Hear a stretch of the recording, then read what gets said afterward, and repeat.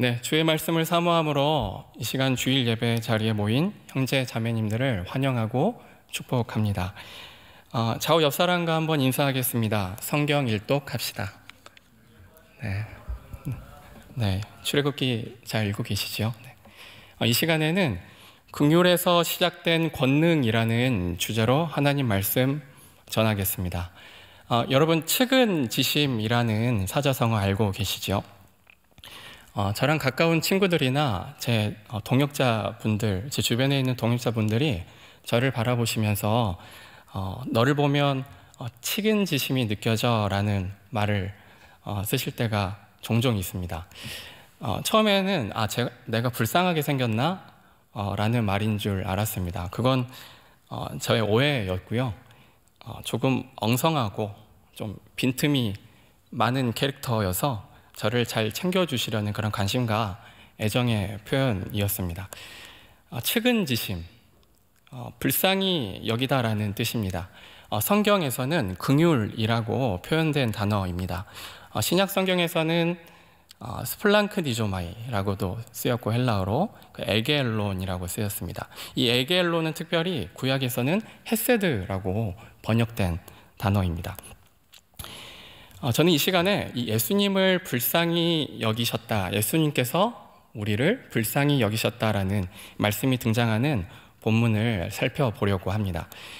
바라기는 말씀을 함께 나누면서 예수님께서 이 불쌍히 여기셨다는 고백이, 이 말씀이 얼마나 큰 은혜인가, 그리고 이게 얼마나 어마어마한 사랑인가를 깨닫는 이 시간이 되었으면 좋겠습니다.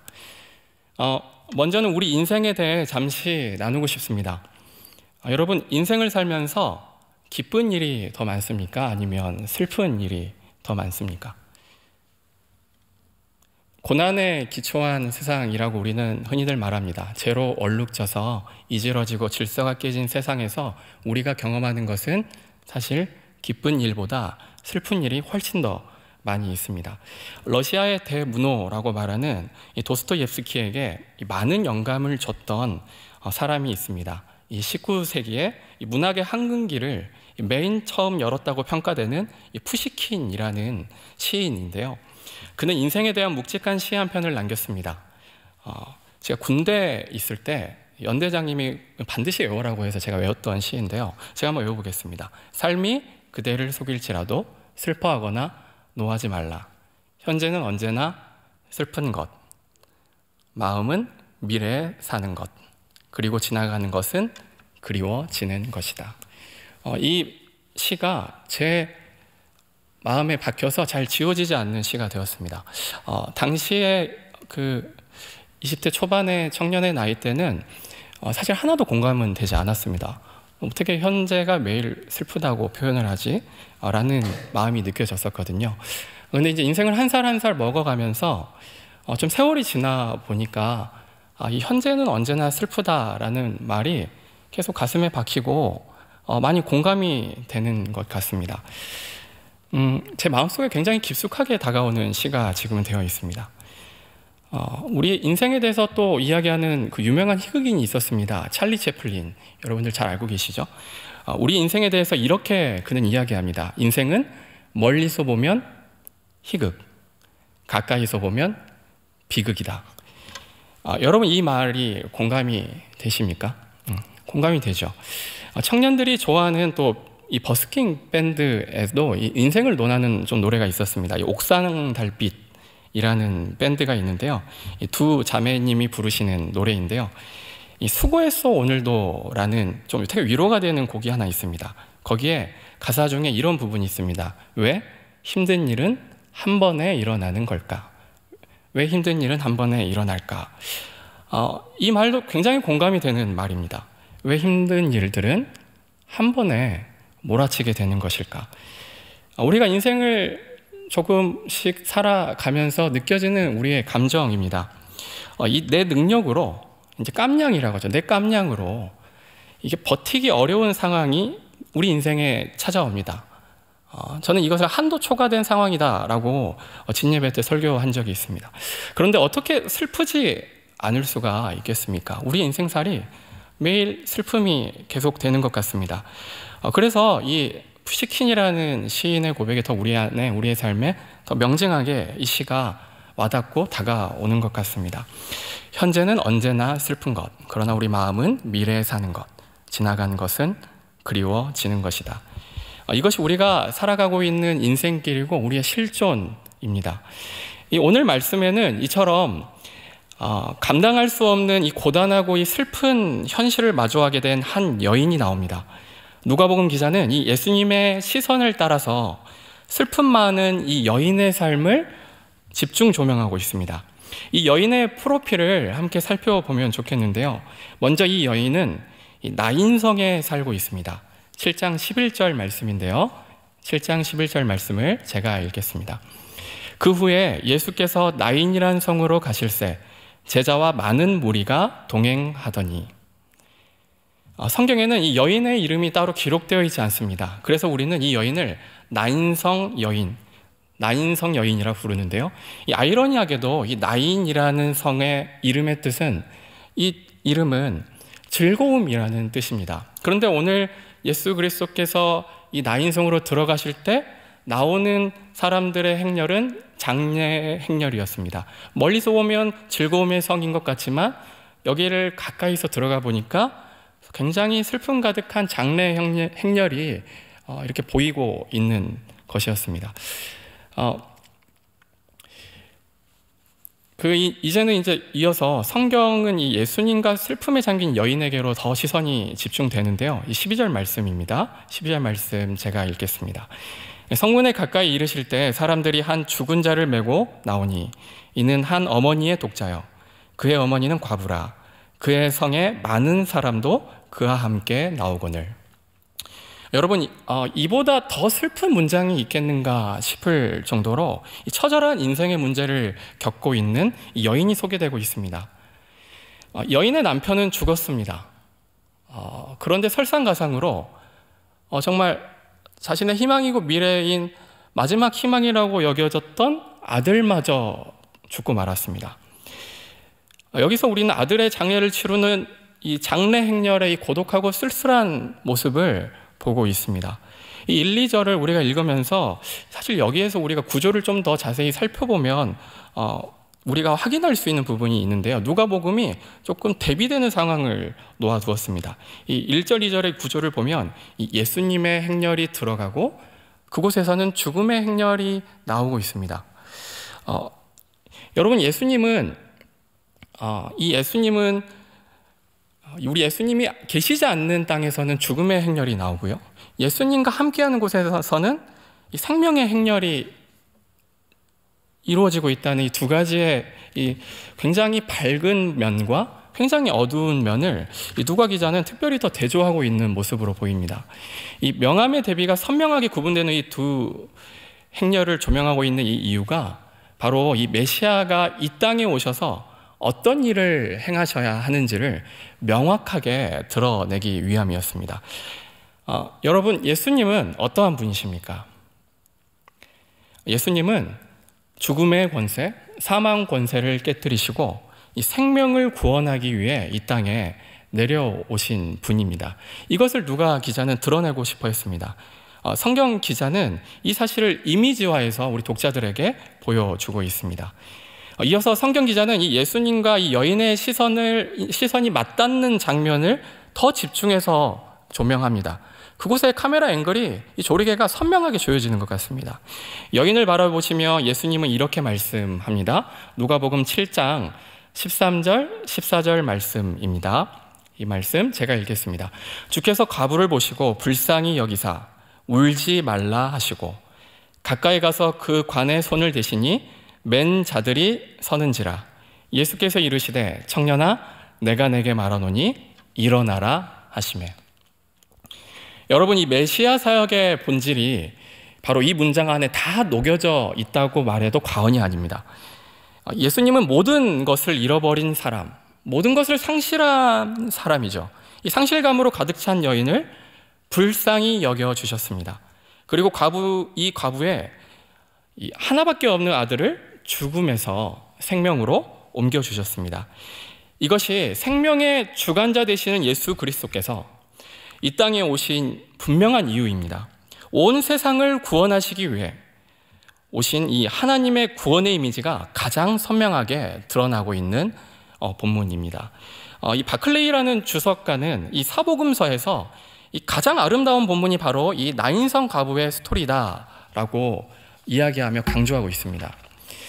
여러분, 이 시간에 제가 좀 더 주목하여 보기 원하는 부분이 있습니다. 바로 이 예수님의 권능이 시작된 마음의 동기입니다. 이 예수님의 권능이 시작된 마음의 동기.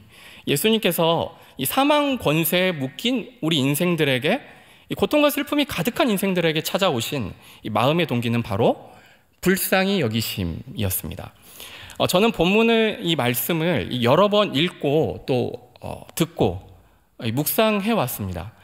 그런데 다른 어느 때와는 다르게 이 불쌍히 여기사라는 말에 오랜 시간 제가 멈춰서 있었습니다. 이 불쌍히 여기사, 이 단어는 헬라어로 이 스플랑크 니조마이라고 합니다.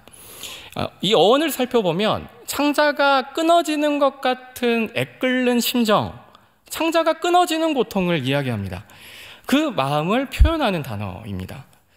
삼위 하나님이 창세 전에 그 삼위 하나님이 존재하심으로 이 죄가 얼룩진 세상을 회복하고자 하셨던 그 마음의 동기, 그 본질이 바로 긍휼하심, 스플랑크 니조마이라는 것입니다. 이 성경 주석가는 이렇게 말합니다. 이 하나님의 마음의 본질을 가장 잘 설명하는 말, 그분의 본질을 설명하는 이 정점에 서 있는 단어가 바로 긍휼, 이 스플랑크 니조마이다라고 말합니다. 이 단어는 신약 성경에 12번 정도 쓰였습니다. 예수님께서 대부분 쓰셨습니다. 지나가는 무리를 보시면서 또 오병이어의 기적을 행하시기 전에 예수님이 쓰셨던 단어입니다. 여러분, 이 단어의 용례를 우리가 좀 더 살펴보면 이 하나님의 이 긍휼하심의 속성, 이 스플랑크 니조마이의 이 속성이 더 명확하게, 더 선명하게 드러나는 것을 확인할 수가 있는데요. 이 두 가지 용례, 이 두 가지만 한번 살펴봤으면 좋겠습니다. 두 가지 이야기 중에 첫 번째 이야기는 우리가 잘 아는 탕자의 비유라고 불리는 본문입니다. 탕자는 본성에 이끌렸습니다. 유혹에 이끌려서 아버지를 떠났죠. 아버지를 떠난 탕자입니다. 그러나 그를 향한 이 아버지의 마음은 어떠했습니까? 그 아버지의 마음에 담겨있는 본문, 그 아버지의 마음이 근본적 동기가 이 스플랑크 니조마이, 이 불쌍히 여기는 마음이었는데요. 네. 누가복음 15장 20절 말씀 한번 제가 읽겠습니다. 누가복음 15장 20절. 이제 일어나서 아버지께로 돌아가니라. 아직도 거리가 먼데 아버지가 그를 보고 측은히 여겨, 스플랑크 니조마이, 달려가 목을 안고 입을 맞추니. 여러분, 우리가 여기서 아버지의 그 애끓는 심정을 확인할 수 있는 두 단어가 있습니다. 달려가, 그리고 측은히 여겨. 우리는 달려가라는 표현에서 이 아버지가 얼마나 애끓는 심정으로 기다리고 있었는지를 우리는 상상해 볼 수가 있습니다. 아마 매일매일 아침부터 저녁까지 기다리지 않았을까 싶습니다. 저 멀리 노심초사 아들의 그림자라도 보일까봐 저 멀리 계속 바라보면서 기다리던 아버지의 심정, 이 심정을 우리는 상상해 볼 수 있습니다. 이 마음의 중심, 이 아버지의 불쌍히 여기심의 이 마음, 이 스플랑크 니조마이가 이 본문에 잘 담겨 있습니다. 한 군데만 더 살펴볼까요? 이 누가복음 10장에 기록된 말씀입니다. 예수님께서 비유로 말씀하신 이 선한 사마리아인에 대한 이야기입니다. 이 33절, 34절 말씀, 이 말씀을 제가 읽겠습니다. 어떤 사마리아 사람은 여행하는 중 거기 이르러 그를 보고 불쌍히 여겨, 스플랑크 니조마이, 가까이 가서 기름과 포도주를 그 상처에 붓고 싸매고 자기 짐승을 태워 주막으로 데리고 가서 돌보아 주니라. 아멘. 여기에도 이 사마리아 사람의 마음에 이 불쌍히 여기는 마음을 우리는 발견할 수가 있습니다. 여러분, 이 하나님이 우리에게 행하신 사랑의 근본적 동기, 마음의 동기는 불쌍히 여기심이었습니다. 우리가 이웃을 향해 나아가야 할 때 우리가 가져야 될 마음이 사실 이 사마리아 사람의 마음이죠. 이 사랑의 근본적 동기, 그가 자비를 베풀고 긍휼을 베풀었던 근본적 동기, 스플랑크 니조마이라는 마음이 여기에서도 발견되고 있습니다. 저는 여러분 이곳 이 삼일교회에서 청년 시절을 보내왔습니다. 청년 시절부터 이 부교육자로 살아가는 이 10년이 넘는 세월 동안 이 주신 말씀을 묵상하고 훈련하면서 하나님께서 무엇보다 이 긍휼이라는 단어에 제가 오랫동안 고민하게 하셨습니다. 오늘 말씀의 이 제목처럼 긍휼에서 시작된 권능이라고 이렇게 이야기할 때 사실 저는 권능에 훨씬 더 초점을 맞추어서 사역했던 것 같습니다. 부끄럽게도 제가 오랜 이 기간 예수님이 행하신 이 놀라운 결과물, 능력, 이 권능에만 초점을 맞추며 사역하지 않았나 저 스스로를 돌아보며 반성했습니다. 이 눈에 보이는 사역적 성과를 보면 이게 보이면 제 마음은 이렇게 막 올라가고 막 교만해졌던 모습이 있었습니다. 반대로 뭔가 보여지는 사역적 결과물이 없으면 굉장히 마음이 낙심되는 제 모습을 봤습니다. 그런데 시간이 지날수록 이 말씀을 깊이 묵상하게 될수록 하나님께서는 저를 예수님의 권능을 베푸신 그 마음의 시작점, 출발점, 이 동기에 대해서 더 집중하게 하셨습니다. 예수님의 권능의 동기, 그 출발점은 지금까지 이야기했던 것처럼 이 스플랑크니조마이, 옛끓는 옛탔는, 창자가 타는 듯한 심정입니다. 이것은 주님께서 저에게 맡기신 이 사역의 이 모든 동기에 많은 변화를 주고 있음을 느낍니다. 이 처음 삼일교회 부교육자로 사역을 시작할 때 담임 목사님께서 목회 10계명이라는 것을 주셨습니다. 첫 번째 계명은 바로 이것입니다. 사역의 동기, 마음의 동기를 살피라. 사역의 동기를 살피라. 마음의 동기를 살피라. 이런 문장이었습니다. 사역이라는 명분하에 혹시라도 내가 하나님을 이용하거나 내 욕망을 채우기 위해서 하나님을 이용하려는 태도가 있지는 않은지 경계하라는 권면이었습니다. 그런데 생각보다 내가 이 계명을 지킬 수 있는, 이 목회 10계명의 첫 번째 계명을 지킬 수 있는 실력이 없다는 사실은 이것을 확인하는 데는 그리 오랜 시간이 걸리지가 않았습니다. 자신을 우상하는 데 너무 익숙해진 인간은 계속 나 자신의 안전, 이 땅의 부귀영화에 끌릴 수밖에 없는 본성을 가진 존재입니다. 이 죄악에 물든 인간의 본성과 이 욕구 앞에서 이 본성을 거스르는 행동을 하면 여러분 어떻습니까? 내가 본성을 거스르는 행동을 했을 때 고무줄로 비유하면 좋을 것 같습니다. 내가 아니야, 안 할 거야, 하지 말아야지 라면서 계속 본성을 거스르면서 고무줄을 당기면 다시 그 고무줄이 탄성이 다시 제자리로 팅 하면서 돌아가는 상황들이 생깁니다.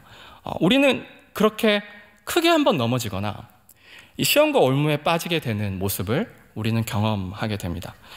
그래서 지금의 이 사역의 동기를 살필 때는 내 안에 어떤 결단을 강화하는 것이 아니라 하지 말아야지, 잘 지켜야지 결단을 강화하는 것이 아니라 이 하나님의 긍휼하심이 내 안에 묵상되고 있는지, 이 마음이 나에게 있는지를 살펴보는 것입니다.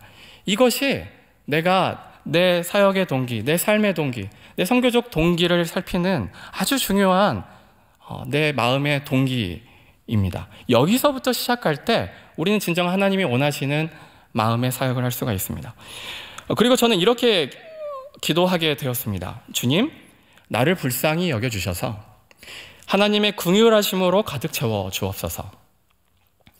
더 이상 내 욕망이 나를 지배하지 못하도록 성령 하나님 내 안에 하나님의 긍휼하심으로 가득 채워 주시옵소서. 충만케 하여 주시옵소서. 긍휼하심이 흘러넘치게 하여 주시옵소서. 마음에 가득 부어진 이 하나님의 긍휼로만이 이웃을 사랑할 수 있기 때문입니다. 여러분, 이것은 비단 목회자에만 적용되는 내용은 아닙니다. 모든 그리스도의 마음의 동기에도 적용되는 말입니다. 우리가 예수님이 맡기신 지상명령, 이 선교 사역을 하는 동기, 이 동기의 첫째도 둘째도 하나님께서 베푸신 이 긍휼을 묵상하는 것에서 시작하는 저와 여러분이 되기를 축원합니다. 이어서 좀 더 살펴보기 원하는 것이 있는데요.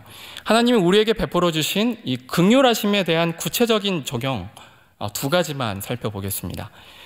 우리는 때때로 이 긍휼하심을 잘못 적용하기도 합니다. 이 하나님의 긍휼하심을 힘입어 살아가는 삶의 태도를 가지려면 첫 번째로 이 시점과 대상을 분명히 해야 합니다. 제가 자주 하는 실수이기도 한데요. 이 마음속에서 가끔 혹은 자주 이런 소리가 들립니다. 나는 구제불능이야. 나는 너무 불쌍해. 모든 게 다 틀렸어. 여러분, 이것은 나 스스로를 불쌍히 여기는 말들입니다. 이 시점으로 보면 1인칭 주인공 시점입니다. 이것을 우리는 자기 연민이라고 부릅니다. 우리가 하나님의 긍휼하심을 힘입어 살아간다는 것은 이런 식으로 자기 연민에 빠져 살아가는 것을 말하는 것이 아닙니다. 우리의 시점은 전지적 작가이신 하나님의 긍휼하심을 힘입어 나 자신을 살펴보아야 합니다. 우리의 시점과 대상을 명확하게 해야 된다는 말입니다.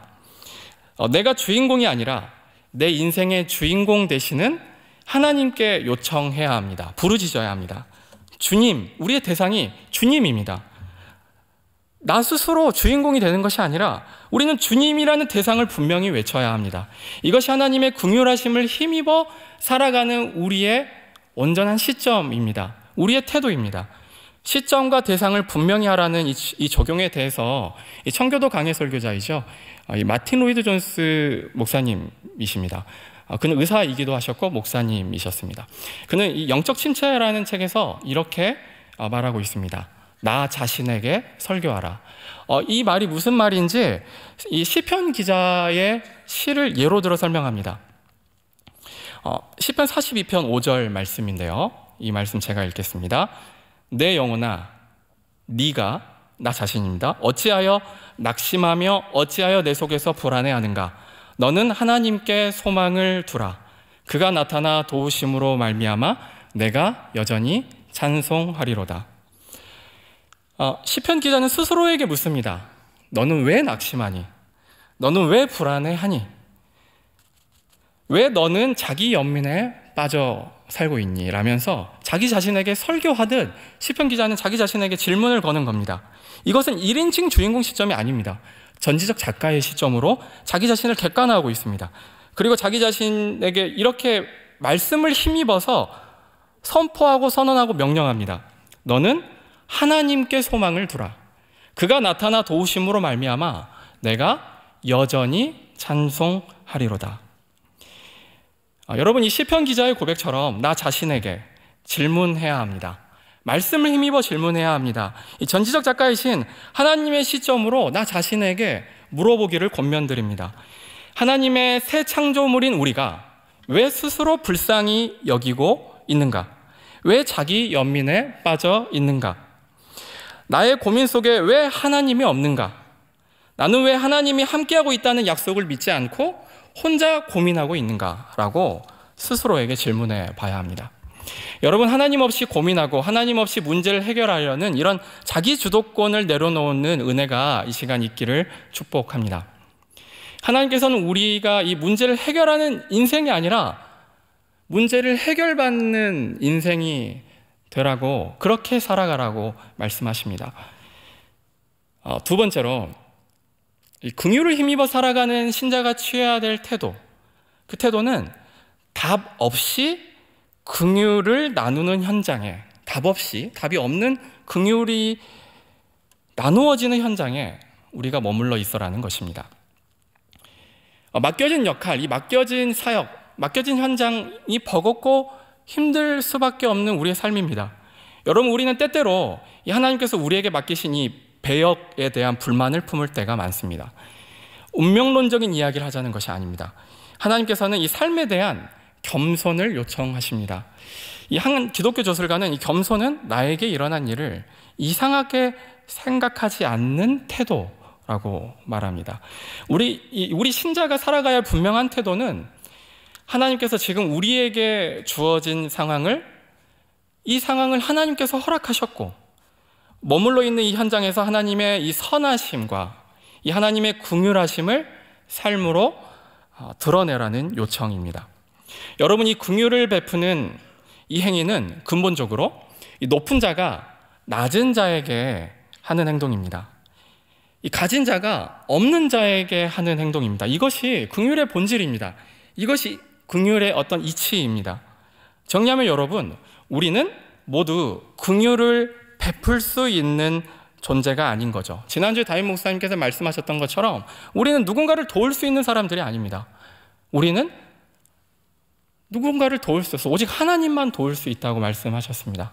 우리는 모두가 다 하나님의 도우심 없이는 살아갈 수 없는 존재들이기에 우리는 그 받은 은혜, 돕는 사랑을 나누는 자들이라고 말씀합니다.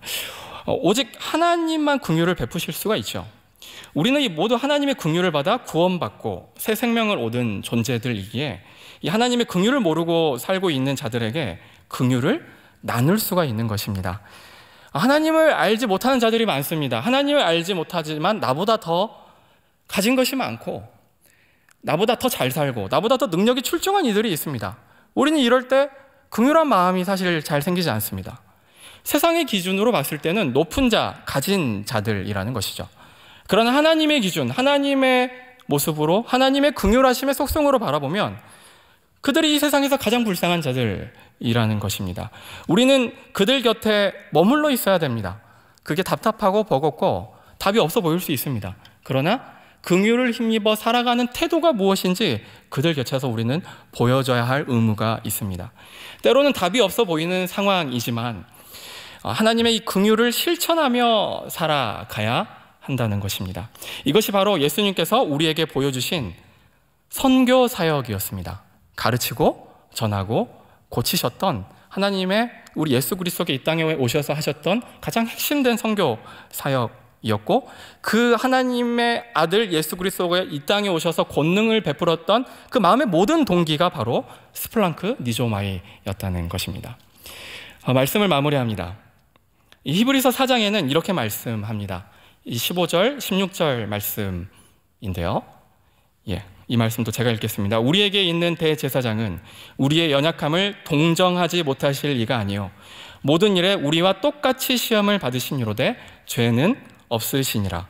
그러므로 우리는 긍휼하심을 받고 때를 따라 돕는 은혜를 얻기 위하여 은혜의 보좌 앞에 담대히 나아갈 것이니라.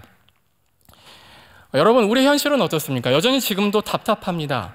예수 그리스도의 긍휼의 사랑, 하나님의 긍휼하심을 힘입어 살아가는 우리의 모든 삶의 현장은 여전히 슬픔이 지속되는 것만 같습니다. 그러한 인생길에 히브리 기자는 지금 이렇게 말씀하고 있는 겁니다. 우리의 대제사장 예수는 우리와 똑같은 시험을 받으셨습니다. 우리는 엄청난 긍휼을 받은 자들입니다. 그래서 우리는 때를 따라 돕는 은혜를 얻기를 구해야 된다고 말합니다. 그렇게 할 수 있는 유일한 방법을 제시하고 있습니다. 그것은 은혜의 보좌 앞에 우리가 담대히 나아가는 것입니다. 그리스도께 시선을 고정하는 겁니다.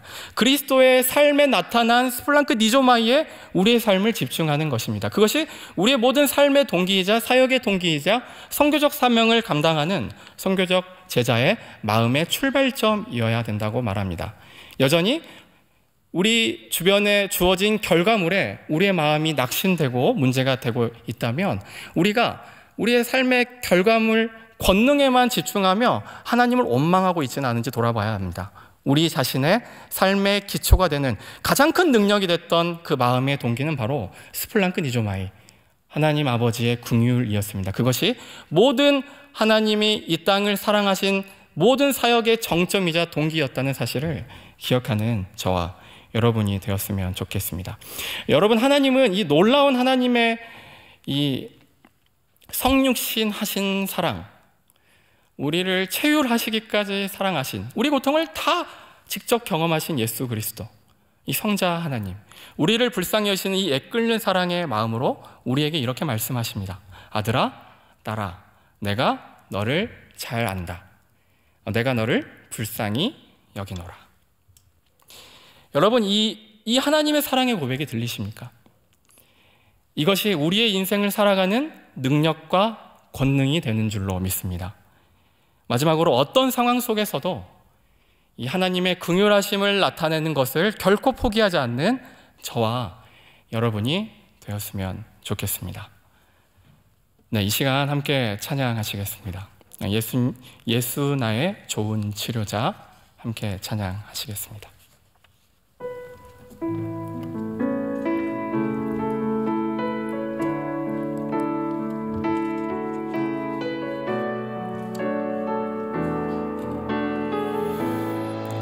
나의 좋은 치료자.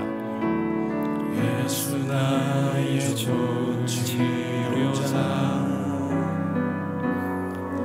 그의 눈이 머무는 곳은 나의 슬픔과 고통. 고개 들어 그의 눈을 볼 때에 난 안네. 예수 나의 좋은 치료자. 예수 나의 좋은 치료자.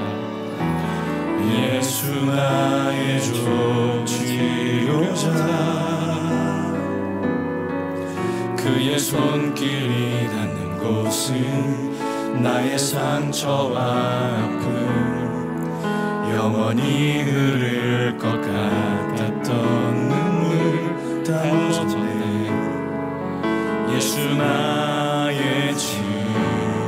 나 노래하리라. 나 노래하리라. 전한 나를 돌아보신 구세주를 찬양해. 하늘 닿는 곳까지 내 손 들리라. 예수 나의 치료자. 나 노래하리라. 나 노래하리라. 전한 나를 돌아보신 구세주를 찬양해. 하늘 닿는 곳까지 내 손 들리라. 예수 나의 치료자. 이 시간 함께 기도하기 원합니다.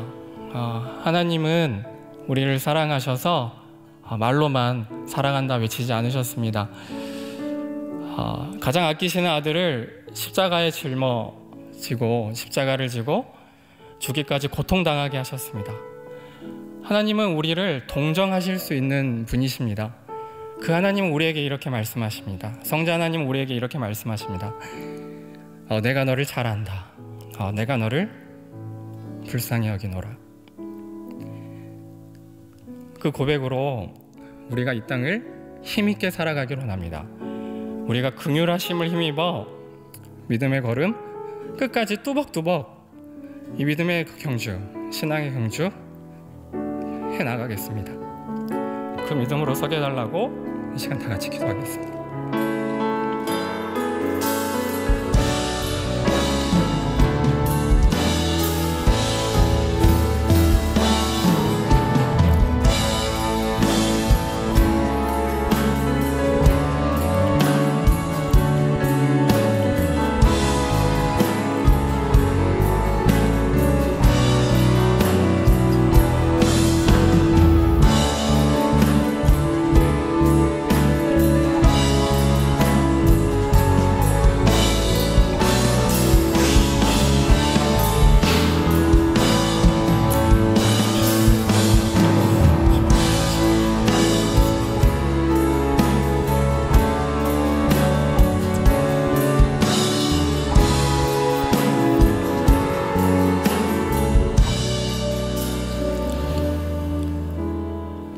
하나님, 슬픔 많은 세상 속에 우리를 주의 제자로 부르시고 긍휼을 힘입어 살아가는 권세, 그 능력이 얼마나 보배로운지, 얼마나 감격스러운지 누리며 살아가게 하시니 감사합니다.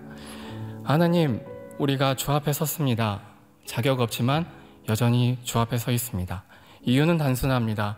그리스도께서 우리를 동정하시고 십자가 지신 그 사랑으로 우리가 받을 모든 고난을 대신해 예수 그리스도께서 받으셨고 피 흘리셨기 때문에 우리가 이 자리에 서 있습니다. 그 믿음 변치 않게 원합니다. 우리는 그리스도 안에 있는 자들입니다. 그 믿음으로 서서 우리가 여전히 우리의 삶에 주어진 많은 긍휼을 실천해야 하는 현장에 답없이 사랑할 수 있도록, 답없이 긍휼을 실천하는 자리에 머물러 서 있을 수 있도록 주여 기름 부어 주시옵소서.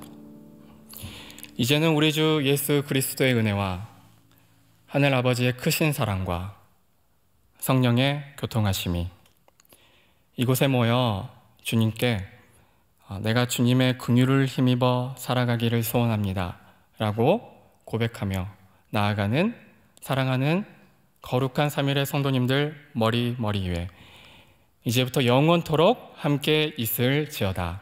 아멘.